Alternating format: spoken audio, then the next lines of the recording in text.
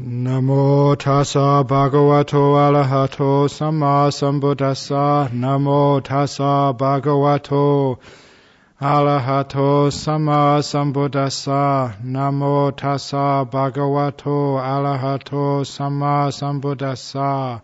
Nati janang apanyasa panyanati ajayato. Yasming chajanang chapanyacha sawe nibbana santike ti.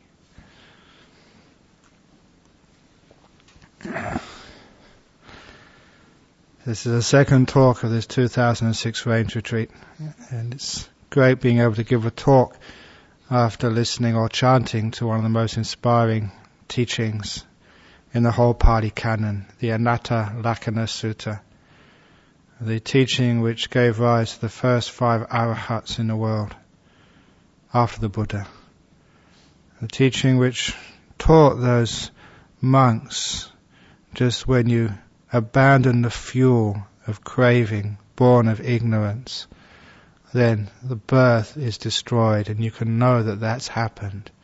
You know that you've completed the task of life, especially the holy life, and there's no more of this to endure ever again at the end of your life. You'll parinibbana once and for all.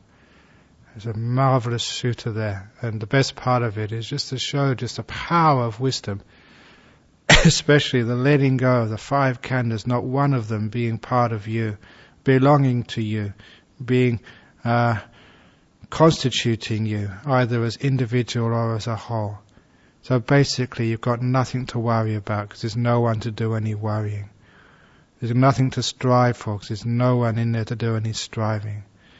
It's only the illusion, when that exists, that there can be any of the suffering and the rebirth and all of this. So this is where we have to strike down that delusion, which is just such a difficult thing to do. But the way we do that is very clear with the Eightfold Path. And just reading this morning, just a little bit of a pamphlet mentioning the Mahachattarasaka Sutta. And it was emphasizing the whole point of that sutta was originally to show just how the first 7 factors of the Eightfold Path are supporting factors for the last part of the path, which is your meditation, the practice of jhanas.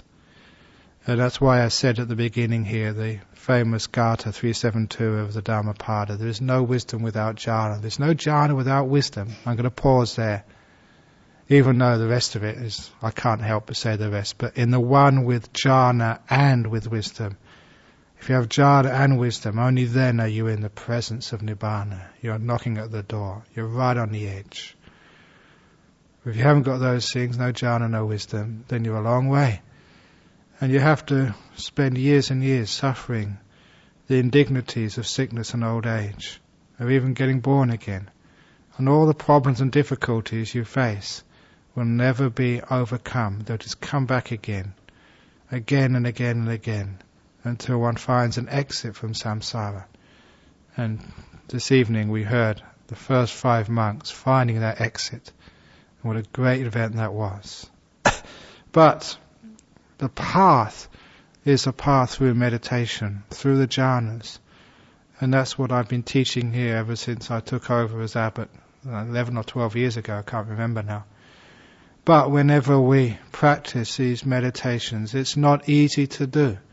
And you can't expect it to be easy, because you're doing something which is very subtle, very difficult, only to be done by the wise. The very fact you've come so far means you're all amazing people. But to take this further, to make use of the opportunities which you have here, we have to learn how to develop our meditation into the very levels of jhana, and not settle for less. That's possible, that's on offer, and even though that you haven't got there yet, never give up. Keep on going until you make it there.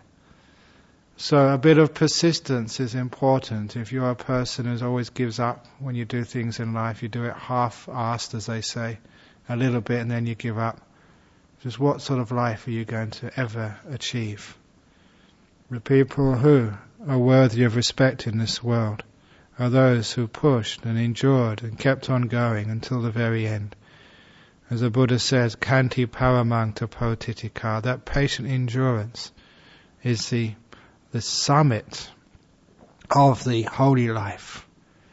It's the most important practice to keep on going. So with that persistence, to keep on going no matter what obstacles which you face, then you must always reach a destination. But the problem is that we get frustration from time to time, that we have the inspiration and we try to aspire. These are the 4 aspirations you've heard me say before. You get the inspiration, aspiration, and then when it doesn't work you get desperation, and then eventually expiration when you give up. The 4 aspirations: inspiration, aspiration, desperation, expiration. But instead of getting that far, the only reason why you make that wrong turning from aspiration into desperation is because of the lack of supporting qualities. And I don't mean the supporting qualities physically, I mean the wisdom faculties. In the Mahajattarika Sutta, he said those first 7 factors of the Eightfold Path, they assist the arising of deep meditation.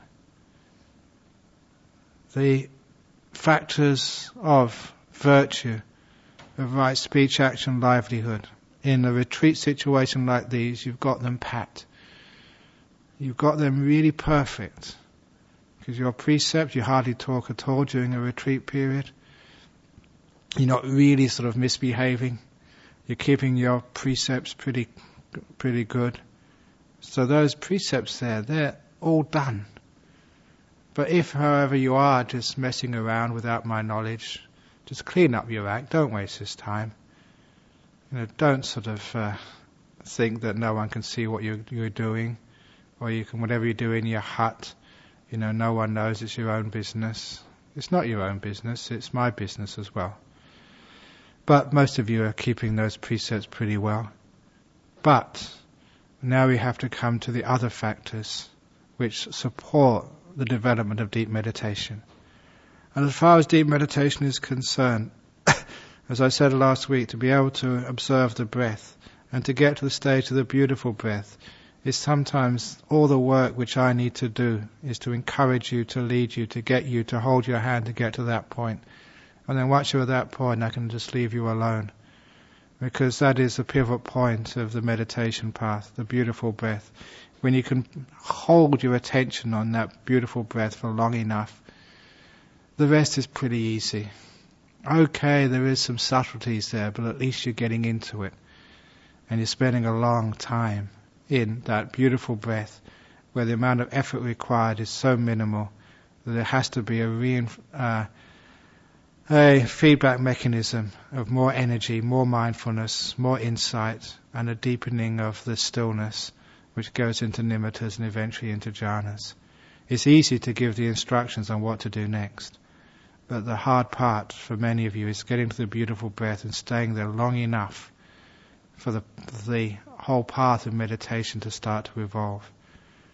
So, because this is the beginning of the retreat, and then go back and say how we can use wisdom, especially right view and right thought, and right mindfulness, especially those 3 factors, to try and enhance our practice of meditation.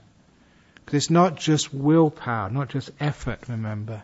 There's other factors to this path. It's using the wisdom power of right view. It's using the right thought and also this mindfulness. Especially the right view, the right understanding. Because just now that sutta of the Anatta Lakkhana Sutta, if you could really understand that to the max and put it into practice perfectly, there'll be nothing between you and jhanas. You will just completely let go once you understand that this body, the feelings, even the perceptions, your will, the consciousness, everything in your mind, outside your mind, is nothing to do with you. It's a natural process. Get out of the way, butt out. And if you could really do that, if you saw this was not my business, then actually see this whole process arising. You get nibbida towards your will, towards consciousness, towards feelings. And that nibbida, if this is the result of understanding it as it truly is, it leads to the things fading away. The body fades away, the will, the doer, the controller fades away, the five senses fade away, the body fades away, and of course you all know what happens when the body and the five senses fade away. That's the realm of nimittas. On the edge of jhanas, it's only a short hop into the jhana realm. All these things are fading away simply because you are not fueling them. When that fuel is completely abandoned, cut off, let go of, then that's called anupadaya. With the no more fuel, the citta is released. That's called arahat. You cut off the fuel source. Remember, upadana is not just attachment, it's also the fuel, the craving born of ignorance. So if you're going to do that, then you'd have no problem at all of getting enlightened this evening. However, it's such a tough ask for people to do, simply because you've got ingrained habits. And sometimes those ingrained habits, they manifest as a negativity, as a resistance. I don't want to listen to this again. Remember, that's Mara talking. So you have the opportunity. Do you really want to suffer more and more? Do you want to be free? It's up to you. But for those of you who want to be free, when you start meditating, you sit down and you close your eyes. Aim for that beautiful breath. If it doesn't happen, don't give up. Don't keep screwing up your mind and trying harder. Both are just extremes which lead to nowhere, basically, to more suffering. For those of you who give up, that's just like Kamasukadikanu yoga. That's one of the first extremes of the middle way. Or, one of the extremes which aren't the middle way, you should say properly. That's just indulging, giving up. I'm not talking about letting go, I'm talking about giving up the path and just indulging in your senses as you've always done. And indulging in your thoughts, believing in them, and being dragged around by this prison guard torturer called the will, and always kept in the prison of your five senses and the body, and never knowing anything more. I know that sometimes we're reading sort of descriptions of what Buddhism is supposed to be. And Buddhism is not just trying to make something of this world of the five senses. It's not just trying to solve the poverty of the world, solving the political problems, making sure there's no more AIDS or cancers, making sure that all the kids are well treated for, the old people are well treated for, there's orphanages and old people's home, and trying to build a sort of a perfect society. Simply because that anyone with wisdom that know that's impossible. It's a prison we live in, and the prison is suffering. The whole point of this path is to escape, and there's an escape route which is on offer. And anyone who doesn't sort of work hard to follow that escape route is a dummy. To follow that escape route, sila is there. We've practiced that enough. Now we're talking about samadhi. How you actually get onto that beautiful breath and take it more deeply. So you sit down, as I was saying last week, spend time. And when you come across a problem, why can't you stay with a beautiful breath? Have a look and see what's going on. First of all, you find you have your conditioned habits.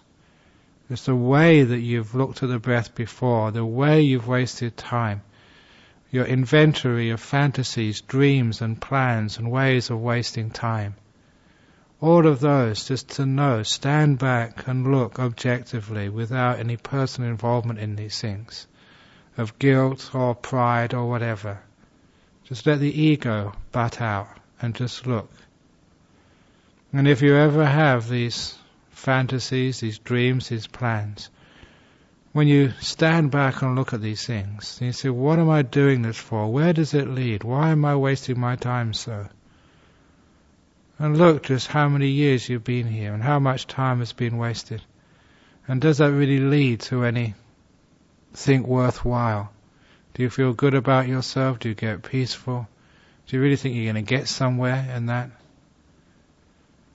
This is the opportunity you've been waiting for. Don't think that I'm just going to make good karma and go to some heaven realm and then get enlightened. This is the heaven realm you've been waiting for and working hard for. So don't blow this opportunity. This is it, the time, the opportunity to become enlightened. So now you have this opportunity, don't blow it. So you put that aspiration to be with the breath. And if you can't get with the breath, it means you're valuing the fantasies, valuing the dreams, valuing the plans, valuing anything else other than the meditation. Sure, it is tough at the beginning. Ajahn Chah used to say, whenever you put a tiger in a cage, it will scream, it will roar. That's its nature, but if you keep it in a cage, eventually it will calm down. So when you start to train the mind, you can expect some resistance, but be diligent, be enduring, wait for a while. At least you should have the faith that if you do the practice according to the instructions, it does lead somewhere. And by restraining, I mean make sure you just keep on that cushion. You don't just give up too easily. Once you put yourself on that cushion, this is what I'm going to do. I'm going to sit here. And then you have all these great wisdom teachings to help. If you can't stay on the breath, it means that the obstruction is so often the inability to stay in the present moment. So get on the breath first of all, and then sort of develop present moment awareness with the breath. And reflect on that present moment awareness. Any idea that you can't do this is all past moment awareness, where you carry your failures of the past into the present moment. And as any psychologist will tell you, that is what keeps the failure continuing. And it's a stupid thing to do. You are putting a huge barrier on top of yourself, in front of yourself, and it's not necessary. As the Buddha said in all of the Bhaddekarata Suttas, the One Auspicious Night series of talks, and as it's quite obvious for anyone who's done any meditation, you do not need to keep carrying the past in this present moment. No one is holding a gun onto your head and saying you have to. You deliberately pick up the past and burden yourself. It's a stupid, masochistic, silly thing to do, because it's not necessary. You can let go at any time. Freedom from the past is like an open door which is right in front of you, beckoning you to walk through. But for some reason, it's your conditioned delusion, you will not do it. So I will encourage you, doesn't matter what has happened in the past, leave it alone. What will happen in the future, leave it alone.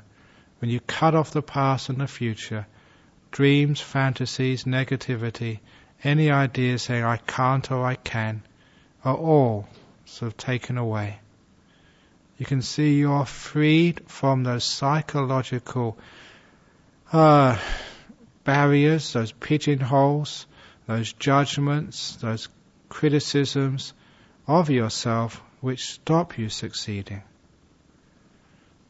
We make the barriers. We can overcome those barriers. And all it needs is not effort, but guts. The courage born of wisdom just to let go of the past. And the courage born of lack of fear not to keep working and planning out the future, thinking that if I do this, then I'll be safe. Sometimes that idea of like safety, to make sure you've got it all worked out so things are going to be well for you, that is just one of the delusions of the ego, of the self, who wants to build its retirement home or its future accommodation, a place of safety and comfort which we keep on planning for all in the future, and we forget about the comfort of the present moment, which is our only home. We're actually creating discomfort in the present by worrying so much about the future. And when you're meditating, no worry at all about the future. And focus on that, this present moment when you're with the breath. And if you can't watch the breath, isn't it a case that you're watching the past or the future? If you're dulling out into sloth and torpor, as you've heard me say, carry on. That is not the problem. Sloth and torpor disappears by itself as long as you leave it alone and don't struggle with it. It's part of the path, it disappears. But it's the other ones which are the big hurdle. And so if one can make sure that one focuses again and again in this present moment. I know that I've made so much of this in the past, I've made it almost like the first stage of the meditation, to present moment awareness, but now I'm asking you to go into the breath more. When you're in the breath, you're watching the breath go in and go out, just watch, are you in the moment with the breath? And focus in that moment. At first it's going to be unpleasant focusing in the moment, just because it's like putting the tiger in a cage, it's training. There's a resistance there, and that resistance is a sense of self, just wanting to assert itself. I'm not going to do this, I'm going to do what I want to do. Why should I follow Ajahn Brahm? Why should I follow even the Buddha? I can do what I want to do. You can see that stupidity is just a sense of self, not wanting to apply itself to the path to enlightenment. So be wise. Don't get sucked into that sort of stuff. Instead, stay in the moment. When the breath is unpleasant at first, just stay with it. It's just unpleasant. Just know that with mindfulness and just persist. Because what happens if you are in the moment and you're not going off into the past or the future, there cannot be any craving, any desire, any wanting, or any sort of bad feeling. All bad feeling is comparing something of the past, lingering on the past. That's where bad feeling, guilt, sense of failure, inability, incapability comes from. If you cut the past, you cut all of that away from your mind. And all wanting, all goals are all in the future somewhere. You cut off the future, all that's gone as well. The present moment awareness is just like this knife which cuts away 99% of the problems of meditation. So make that your first sort of tool to stay with the breath. The breath in the moment, it's already here, I can't do anything with it, it's just this. And so just stay with it. And what happens because you cut off this wriggling, squirming mind, which is always off in the past or the future anywhere other than here, because you cut that off, you start to build up mental energy. From that degree of stillness, the mind energizes, which means mindfulness gets stronger, and your breath starts to look more beautiful. This is actually how you beautify the breath, just with stillness. Just hold it there for a while, and it becomes beautiful all by itself. However, if you start wandering off past and future, doing this, changing that, controlling, manipulating, managing, you're wasting the time. Energy just gets diverted, and the mindfulness never gets strong enough to see a beautiful breath. So you have to develop that stillness and have the faith, the patience to allow the mind to brighten up. Obviously, you have the problem of thinking, of thought. Sometimes all one needs to stop that is just to have more precision in the present moment.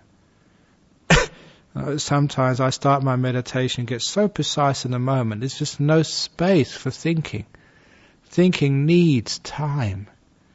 It needs a space around this present moment, so you can think about it. You never actually think in something, you think always around it. But when you're actually in the center of it, you can't think at all. And many of you have been philosophizing enough in your life to know that thinking is a complete waste of time. It's an approximation at the very best. It's completely delusory. Everything you ever thought is not the way things truly are. Thinking is the tool of delusion. It's the handmaiden of Mara. You should know that by now. So don't trust your thoughts. A person who stops trusting their thoughts to realize the very best of approximations is a person who can very easily settle their mind into stillness. The only reason why you keep thinking is because you believe those thoughts. If you're a negative person, you believe that that negativity is justified.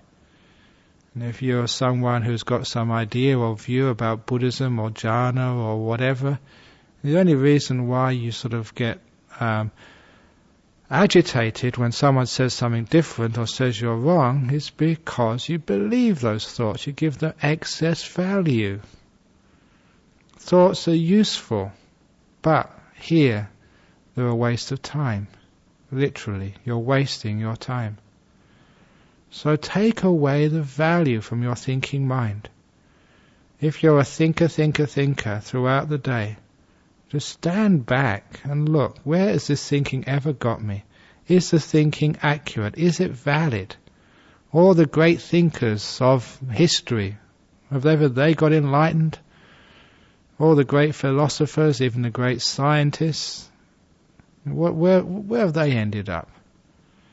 Is that what you really want, just to be a thinker? And those people are far more trained in their thinking process than any of us will ever be.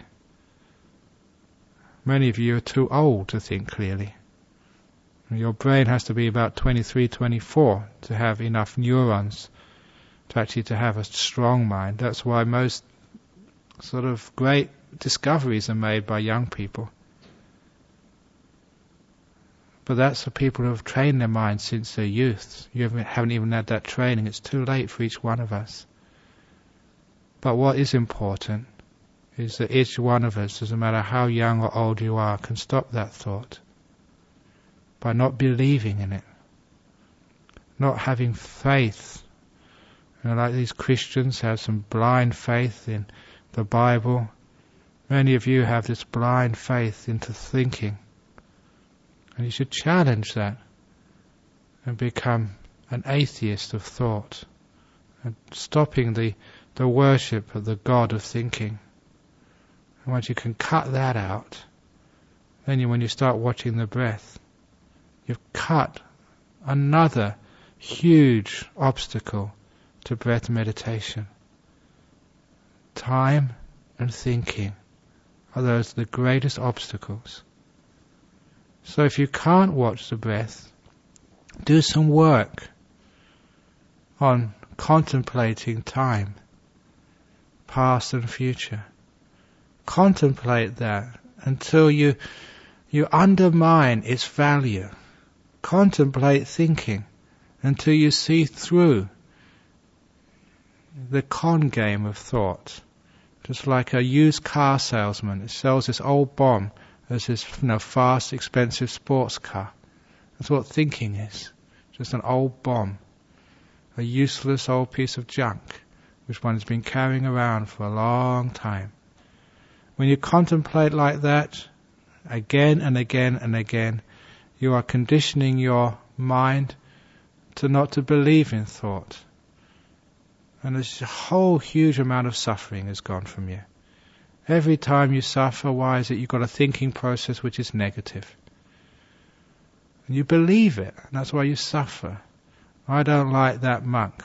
It's a sense of thinking which you believe in, and then it creates the emotion which makes you suffer. I can't do this, I can't do walking meditation. You believe in it, and it creates a huge amount of suffering. Stop this thinking process. Don't believe in it, don't give it value. Instead, as people who have devoted this 3 months to meditation retreat, many of you are bhikkhus. You've devoted your life to the Buddha, Dhamma and the Sangha. You've got faith in these things. Instead, have faith in freedom, in enlightenment, in peace, in stillness, in letting go, in emptiness. Put your faith in the beautiful breath in this moment. So worship that, just like a person bows to the shrine of a Buddha. Bow to the beautiful breath. By bowing, I mean you submit yourself. The reason why people have always bowed is because they put their head low down. And that means that what is higher than them they respect even more. So when you put your head down to the Buddha, all its meaning is that, yeah, that's much higher than I am. That's respect. That's worship. That's something I value because you hold it high. So hold the present moment, the silence, the breath in this moment as really important. Worship it. Have faith in it. Value it. And if you value that present moment, silence, the breath, it's there for you. And the beautiful breath just is. The only reason why it goes is because you don't care for it, you don't value it, you don't worship it. Before my retreats, I've given the simile of a baby. A mother who takes her baby to the shopping mall will never leave it on the counter of some shop and walk away and forget it. She will never drop it somewhere and forget, where did I drop my baby? Because the mother cares and values her baby. If you don't like babies, if you had $10,000 in cash in a wallet, you'd always be checking it. You wouldn't leave it somewhere because you value it. And the only reason why people lose the awareness of their breath is because they don't value it. Take it for granted. Other things are more important. They've yet to see the beauty of silence, of peace, and realize that that's what Buddhism is all about. That's what we worship in this place. That's what we believe in. If people say, do you believe in God? You might as well just say, no, but I believe in silence, in stillness, and in joy and freedom. And that's valid. And so if you care enough about the present moment, if you value it, you put real importance to it, it is a jewel, then it stays. So these are attitudes which one uses, ways of looking, perspectives, perceptions, which if you apply them, allow you to stay with the beautiful breath. If that doesn't work, there's all these other beautiful ways of looking. One of the other reasons why a person goes off into the future or the past or into thinking, which means away from the breath, again, they don't value, they don't like the breath, they are not content enough with the breath. And so that very often in my meditation, when I start, I build up contentment with my breath. You look at this breath as it is now, you say to yourself, this is good enough. This breath is okay for me. Okay, it's not jhana, it's not nimittas, it's not a beautiful breath, it's just an ordinary old breath going in and going out. And if you have that degree of contentment with the breath, you stay with it. Whatever you're content with, you will linger on. Its discontent moves the attention somewhere else. If you don't like this talk, if you're not content with it, you'll be thinking your own fantasies, dreams, or falling asleep. But if you're content with this, then you stay with it, you focus on it. This is how you focus on a talk. This is how you focus reading a book. This is how you focus on anything. It's a contentment which actually holds the mind. So understanding what the samadhi actually is and the cause of samadhi, this contentment, one can see now how one can maintain one's awareness on something like the breath. Not through willpower, that's just being stupid, but through developing the wisdom of contentment to say, this is the breath, this is good enough for me. And you develop that ability to be content with these things. The one who is like content with little. It's why we practice just having rag robes. And it's wonderful that They've got Venerable Bodhicitta has got this amazingly beautiful rag robe. Some other people would look at him and say, my goodness, Ajahn Brahm is just such a skinflint. Can't he afford to get one of his disciples a new robe? We give all this money to the retreat centre, to other things. Can't we actually buy a nice robe for this monk? And it's no, because he's content with this old rag. Isn't it wonderful? You can have contentment with these things. Sometimes you can have content with a rag robe. It's a great training to do. Then you can have contentment with a ragged old breath. It's amazing what you can do. You don't have to have this really smooth, light breath. You can have contentment with the rag breath. So rag robe, contentment with little. Just your old hut, no matter how it is, that's good enough for me. Then you can actually have your food, that's good enough for me. My hut is good enough for me. And then you can have this monastery is good enough for me. You can have this breath is good enough for me. You can see how much of our training outside is developing contentment. So that where we can see a breath, we also have the ability, the training, to have contentment with this one breath. And of course, if you have contentment with the breath, the mind doesn't go anywhere. It stays.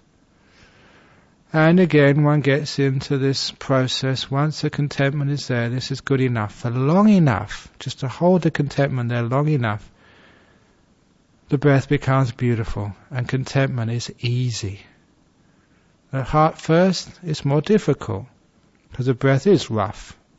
But after a while, just like your rag robe turns into this amazing satin silk, brocaded, and most beautiful robe in the whole world, and of course you like to watch it. And this is what happens with the breath. At first, when you're content, it's just an old breath, but after a while it turns into being something beautiful and lovely. And that means you've got to that stage, the pivot point of the meditation, that you have delight in what you're doing. So try contentment. This is good enough with the breath. If that doesn't work, you can do one of my other favourite methods, is you look at this breath and just make peace with it. It's the same thing as contentment. But I find it's very important, because this is where I focus on the way I'm watching my mind, not what I'm watching. Sometimes in the meditation you can become too object focused. Am I watching the breath yet? Am I watching the beautiful breath? Am I watching the nimitta? Whatever it is you are observing. One of the most important aspects of the meditation, the one which gives the most success, is paying attention to how you're watching the breath, or how you're watching the beautiful breath, or how you're watching the nimitta. So I keep on saying, what's between the observer and the observed? It's very easy to get that paradigm, that framework of looking, thinking there's an observer inside me. There on the screen is my breath, or the nimitta, or fantasy, if you like. That's on my screen. What is between the observer and that thing? Right now, when you're listening to the talk, you can use the paradigm. There's someone listening. Here is the words. How are you relating to this talk? What's between you and these words? And that's what we look at. That's where our mindfulness puts most of its focus, on this method of meditation. It's not the talk which is inspiring or which sucks. It's what you put in between which makes inspiration or suckiness. Always remember, that's what you put in there makes the world. You can be depressed, but it's not the world which is depressed. It's you put depression in there, the negativity between you and whatever you experience. Understanding this technique is very effective to develop deep meditation. You can start absolutely anywhere with a tired, restless, negative mind. Put that in the perspective of your object. Here is this mind watching, and put peace in between the two of you. So you watch with peace. It's a way of enduring that restless mind. Because peace means you're not controlling, you're not judging, you're not developing negativity or positivity. You're just putting peace in between. You're just making peace, not war. You find that when you make war, you get, as I kept on saying, collateral damage. When you make war with whatever you experience, make war with the talk, war with your friends, or war with yourself, I'm hopeless, I'm terrible, I'm a complete waste of time. You are making the problem. You can solve that problem very easily. I'm good enough, this is good enough. Making peace with the moment, with yourself, with the talk, with anything. Even making peace with pain. Sometimes your body hurts. If you can't sort of adjust a posture or take a Panadol or take something to escape from the pain, you can just watch it and put peace between you and the pain. There's pain's out there, I'm watching, and I put peace in between.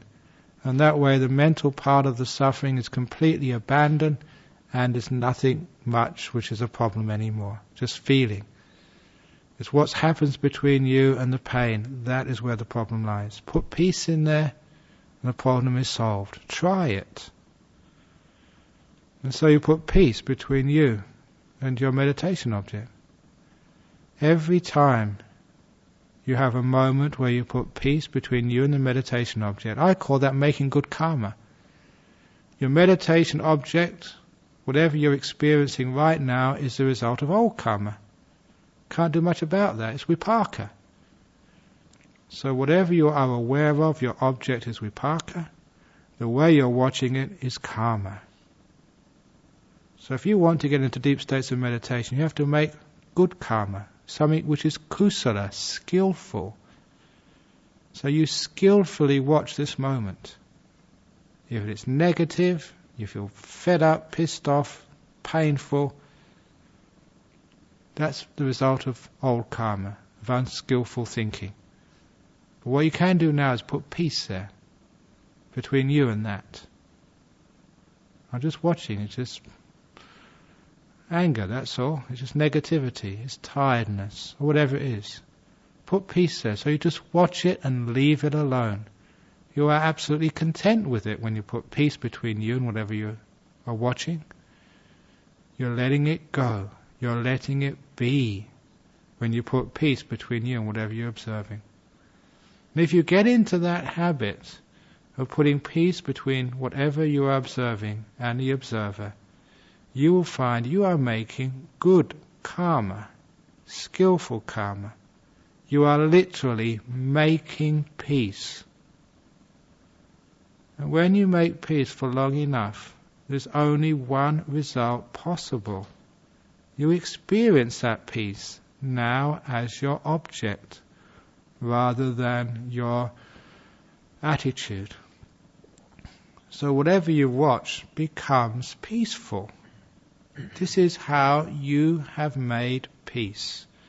You've constructed out of this awful state of mind something which is very, very beautiful. This is what I mean in meditation about having dog poo and turning it into a mango.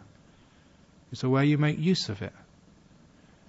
And I've done that many times with a tired mind or a negative mind. You just make peace with it and it transforms. And I'm quite surprised how quickly it can transform. You just feel tired, restless even. Just leave it alone, you make peace with it. You put peace between you and the object. So when you're looking, it's as if you're looking through this tinted glass.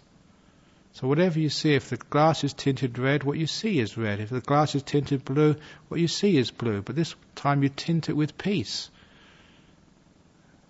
which means what you see is peace. If you can do that, you'll find you just watch this breath, or you watch whatever, and after a while the mind is peaceful. And it's easy to keep with the breath. You feel just so peaceful, so silent, so nice. You've made peace. And there you've got peace around the breath. And because the breath is peaceful, because you put peace between you and what you've been watching, it's again much easier to watch. Remember, peace is one of the enemies of restlessness. Contentment is the enemy of restlessness, because all restlessness comes from discontent. So once you make contentment or peace, then you're on the path. If you don't want to put peace between you and whatever you're aware of, put the amazing, wonderful, powerful, loving kindness, metta, between you and the object. The door of my heart is open to this object. And sometimes I say that because that's one of my sayings. The door of my heart is open no matter what you ever do or who you are. I try and practice that to each one of you. That's why we can tolerate each one of you. That's why I can be a happy abbot. And some abbots go crazy with their disciples because they don't know how to open their heart to everybody, no matter who you are. That's a wonderful thing. No matter who you are, I can still love you all. Which means not that you get attached to people, but you just embrace people for who they are, with all their idiosyncrasies and sometimes their negativities or whatever. When you can love someone for who they are, you're at peace with them. And this is what you do with your mind states, the objects of the mind. So you see the breath, the door of my heart's open to you, no matter what you feel like. A rough breath, unpleasant breath. Can you understand what opening the door of your heart is? It's present moment awareness, silence, come in breath, contentment. And when you have that attitude to your meditation, you find it works powerfully well. The loving kindness has this extra ingredient. It's naturally joyful, because that's what love is like. So it very quickly builds up joy with the breath. That's why it's a very, very effective meditation method. And I still to this day recall when I first combined metta meditation with breath meditation. I'll never forget what it did. Just huge deep meditations. And all naturally during the night time, dreaming of jhanas. If you want any nice dreams, dream of jhanas. So you're blissed out beforehand and blissed out at night. One of the best night sleep, or I don't know, we call it sleep, you could ever experience. And so these are amazing states of mind which you can do by just using these wise techniques, using wisdom and right thought and the mindfulness which keeps on putting loving kindness between you and your breath. This little breath, the door of my heart's open to you. Even when you're restless, okay, restlessness, the door of my heart's open to you as well.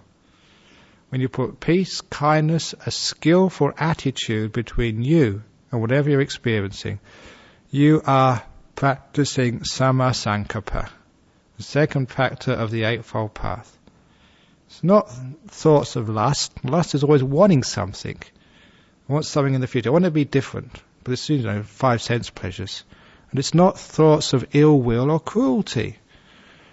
And how many times do you put ill will and cruelty between you and whatever you're experiencing? And what does that do? You're just making suffering for yourself. You are the creator of your dukkha, no one else. So when you put instead of loving kindness between you and what you're experiencing, you cut off all the suffering. It's just like this incredibly powerful painkiller for the mind. As if someone found this beta block or morphine, the most powerful painkiller in the world. And then here it is, and people just refuse to take it. And they want to suffer. It's crazy. So making peace, loving kindness, valuing the moment, these are all what stops the pain of the mind and allows you to meditate. And you find when you can do this, you can meditate after all. Never ever think, I can't meditate, I am hopeless. Maybe that other people can, you're born to meditate or you're not. Never think like that. That's Mara speaking. Any one of you here can do everything.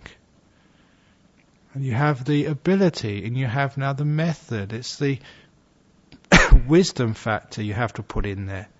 Not the willpower, the wisdom factor. Always remember the story of the Buddha, using willpower for 6 years before his enlightenment, and getting just getting stressed out. It's not willpower which is the way to enlightenment. It's the wisdom power. And this is what I've been talking about for this whole talk here today. Present moment, putting the present moment is important. Taking the importance away from thinking, valuing silence, and taking the value off of this thinking mind. If you can't do this yet, stand back and contemplate thought, contemplate time, contemplate where all the restlessness comes from and all the negativity comes from. And just don't believe it, don't get sucked in there, don't be a fool. Use your wisdom and see just all this thinking that's caused me so much problem for such a long time. I don't value it anymore. And value things like the present moment, the silence, the breath. Develop that contentment in this moment. And put peace, put loving kindness between you and whatever you're doing. Develop this generosity of surrendering to this moment. This generosity, is just when you give.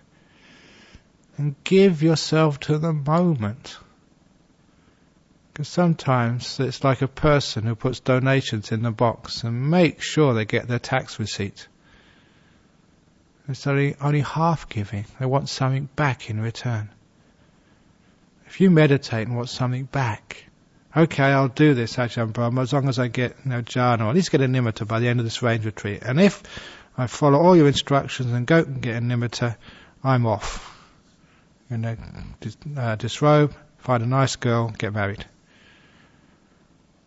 This is, if you're trying to get something out of this, it's not giving, it's not contentment, it's not being in the moment, it's not loving kindness. It's just another business. It's wanting, it's craving, it's desire, it's controlling again. It's all this doing, willing business which causes the trouble to begin with. So when you meditate, another great attitude is, I'm just going to give my mind to this moment completely.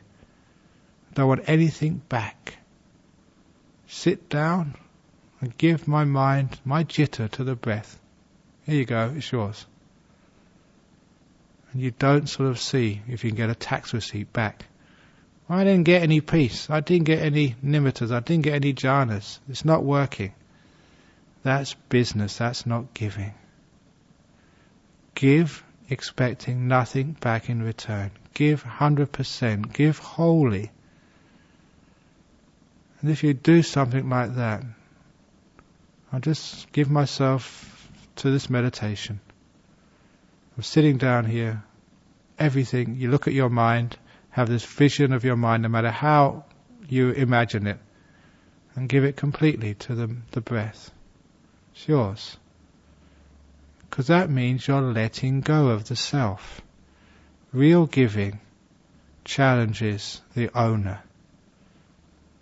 In other words, the owner just has to disappear for real giving to take place. And the owner, that self, the ego, the me, the mine, when that's suppressed with real giving, all control, manipulation, management disappears.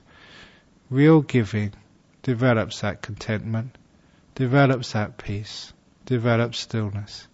If you really give to the meditation, giving to the present moment, giving to silence, giving to the breath. The breath out there, I give you complete my mind, it's all yours. Then there has to be stillness. There's nothing left to make any movement or any agitation. This is why in that Christian tradition of the monastics in the Middle Ages, when they surrendered to God, they just gave themselves up. And because they gave themselves up to their prayer or to this moment, some of them did get into bliss states. This is because they had trained, they've been brainwashed into giving up their will. And that's a valid path. Obviously, that when you get to those deep stages, I will explain to you, the sutras would explain to you, that what you experience is not God. Even though that it's to be very clear to you how people can assume that that's a union with the ultimate. It's incredibly powerful, blissful, joyful. Really worthwhile a whole lifetime to experience one of those states. But it's much more than that. But anyhow, you can understand how it works. If you really want to develop your meditation, that is a valid tool to use. Give up. Surrender. But don't surrender to a God. Surrender to the breath. To the object in front of you. Don't even surrender to some idea of Dharma or Vinaya, or certainly don't surrender to a monk like Ajahn Brahm or to Ajahn Chah. Surrender to the object, something real in front of you. Give yourself completely to the breath. And then the breath will be completely with your mind. Can you understand how it becomes one-pointed? Everything becomes stable. And once that stability is there, you have the breath in mind. For long enough, it turns by its own nature into a beautiful breath. It's the stillness, the one-pointedness, staying on one thing for long enough, without doing, without controlling. I'm not talking about using your willpower to hold the breath. You can hold the breath very well in your grip, vice-like grip of the will, but you find you can't go any further. There's no joy, it's just the power of your will. I'm going to watch the breath no matter what. You can do that, but it doesn't get you any deeper. You're on the wrong path. The dead-end street, that's as far as it goes. If you use the letting go, the contentment, the loving kindness, the giving, so the being with the breath in the moment, no desire, no moving of the mind, no restlessness, just with the breath, it comes beautiful. When the mind is not doing anything, the knower receives all the power. You experience that as stillness. When the doer disappears, that's what stillness is. When the doer disappears, there's nothing to move the mind. So the mind becomes still. The doer disappearing, no managing, no controlling, no orders, no complaining, no judging. Stillness comes. And from stillness, energy, power comes. Ajahn Chah said that. I know that as an experience. The more still you are, the more mindful you are. The power starts to flow into the mind. Whatever you see, whatever you hear, whatever you feel is enhanced 10, 100,000, sometimes a million times. Little sound, you can hear so much more. The texture of the bark of a tree, you can see so much in there. Life becomes more rich, more subtle. You're seeing more. You are awakening. The awakened one, the Buddha. The eyes of the mind are becoming wide. Even the knowing mind sees much more. As it awakens, you see the whole path of meditation very clear. You know why these things I've just said are so true. You know the path, the beautiful breath. You've awakened from the mist of delusion. And you understand not just to this much. You know just how anyone can do this if they could only press the right buttons. That no one is hindered so that they're wasting their time being here. Anyone can do this. You just got to do it. And once you see that with a wide open mind, you also see how to go deeper.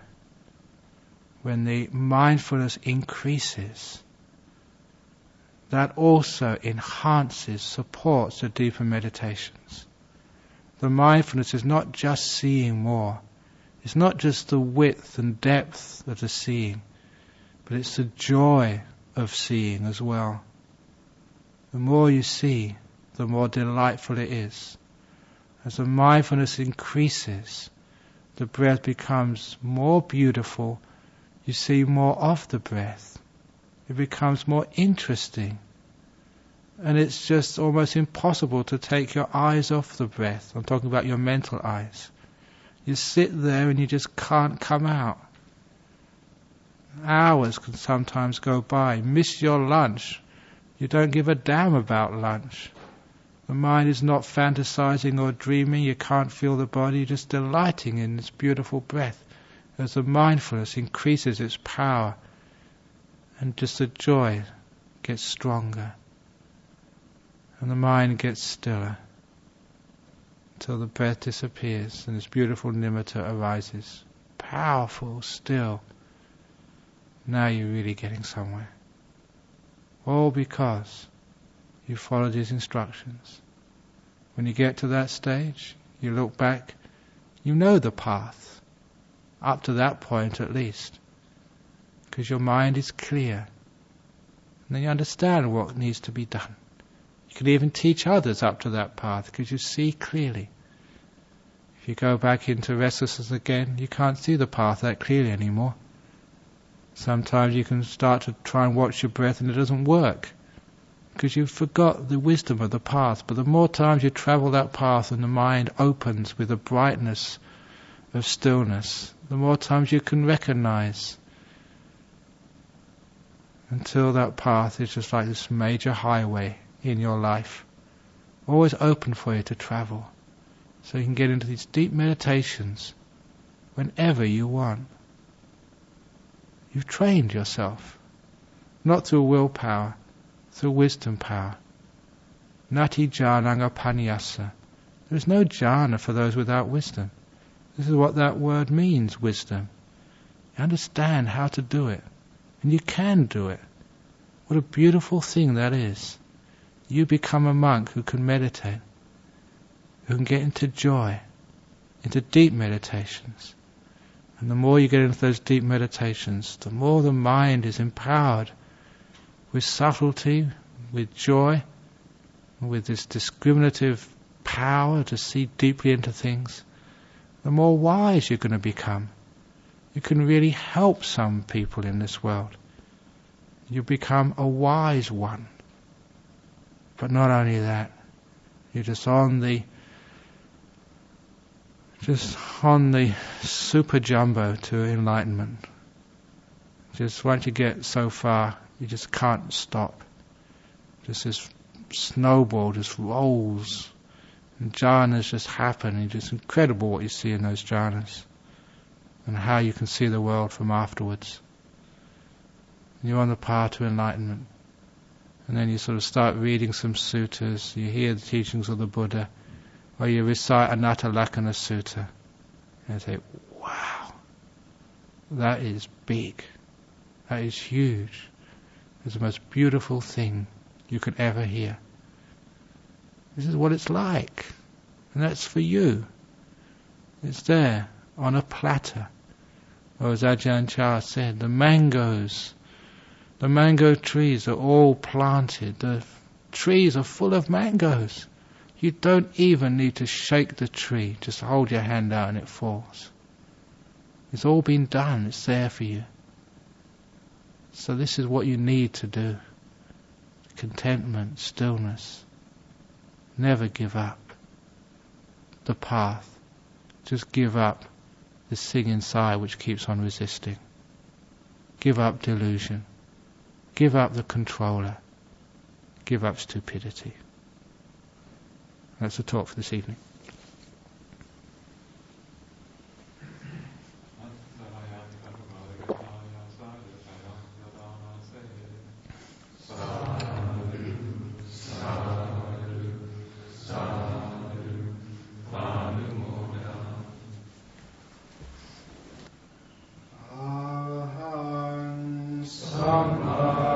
sambuddho bhagava buddhaṃ bhagavaṃ abhivāmi